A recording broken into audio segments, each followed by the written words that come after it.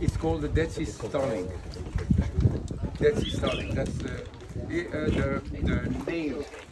Full name is the bird of Tristram.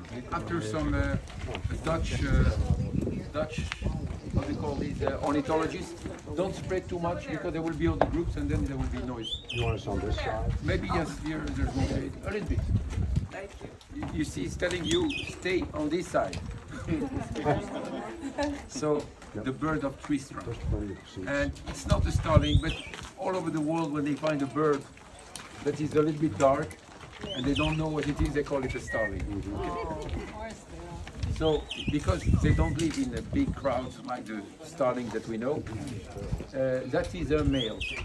Female are a little bit dull in their colors and a little bit grayish. The male are shiny black. Okay, so you will see them, and they have some yellow or brown in the wings. They're so used to visitors that they are not afraid. They can even eat in your hand. Yes, it makes a nice sound. It's not a nice sound. He's saying, that is my wall, go away from here. That's what he's saying. Or calling a female to come to join him. So we are here in a building that from the beginning was a puzzle. First, because we can see the building is from the time of Herod, but the benches you are sitting here, it's not from the time of Herod. You remove the plaster, we find pieces of columns and decoration and frieze from different palaces were used like building material and then plastered. That we know the Jews did. So they Sorry? It was plastered 2,000 years ago. Yes, and repaired, of course, with the time. But you can see where it's falling on. But believe me, it's like also the bench that was in the changing room. The kind of bench is made of pieces of column and everything. I told you the Jews adapted the place to their needs. They were 5 times bigger than the capacity of the place. Capacity for people, of course, because there's a lot of place here. But they adapted to their needs. And here we see a building that the Jewish rebel adapted. Now, it's not a house. It's a place for meeting. Can you see? That was made for meeting. So you have to say 2 and 2 plus 2 makes 4, which means where a Jew's building a meeting place. What can it be? A synagogue. Now I want to tell you why they were so afraid to say a synagogue, because at the time of excavation in the 60s, the oldest synagogue ever found in Israel was the synagogue of Capernaum that was from the 4th century AD. Saying that they found a synagogue in Masada meant that it's a synagogue from the 1st century AD. And it also contradicted the belief of that time that when the temple was erect, there was no synagogue.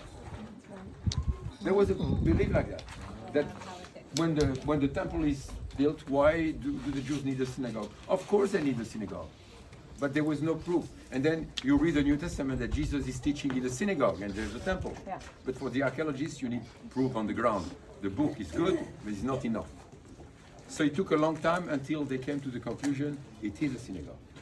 It is a synagogue. It's oriented to the northwest, that means toward Jerusalem. Many synagogues are oriented that way. Therefore, they found a piece of scroll in the ground, under the ground. That was known, a common custom for centuries, that when you have a holy book that is damaged, you don't throw it to the garbage. Remember, the name of God is written on that piece of parchment. What do? You bury it in the floor of synagogue. Today in cemetery, in every Jewish cemetery, you have a corner where they bury the holy books. Do you know that? No. The name of God is written on it. You cannot discard it. That's why it is said you should not write it unless you know exactly what you are doing. Don't write the name of God on a piece of paper, show to people and throw it away. You cannot do that. It's the name of God. You cannot even pronounce the name of God. So what do you say? You say Hashem. You say Elohim. But so you see how the Jews write the name of God? G and D. G-D. They don't write the name of God. Even God that is not his real name is also truncated because it's so holy. So when you have on a parchment part of the Bible with the name of God, you bury it like a human being. And that's what was found. It's a cache, a place where you bury the holy. Cache are always bringing something.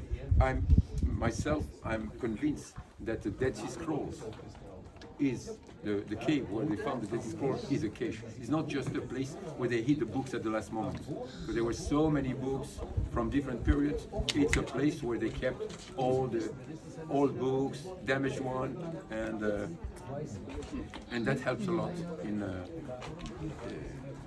the archaeology. Now, coming back to our piece, the fragment that was found here, which is a dream of every archaeologist, not to find gold coins, but to find written material, especially old written material.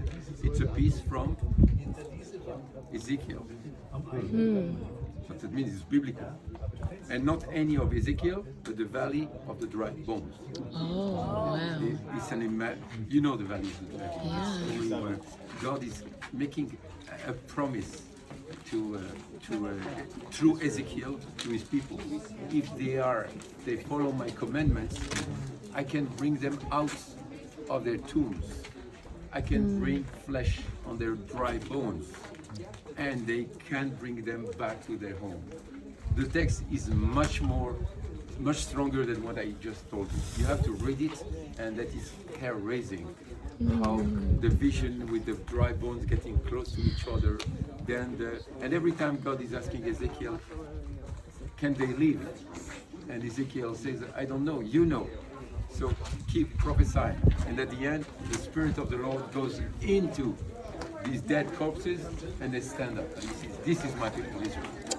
So that's a vision that shows the destruction and the death, but redemption. And it's amazing that the archaeologists were 10 years after the independence of the state of Israel, that from the dry bones of the Holocaust, Israel was rising again. It was like a hint from the past thrown into their own hands. In the synagogue of Masada, the promise of the renewal of the people. And that's why Masada is considered as a national place, not just a national park. The flag and everything, so much that a lot of young boys who celebrate their bar mitzvah, they want it here at Masada, the place of renewal, the place of regeneration.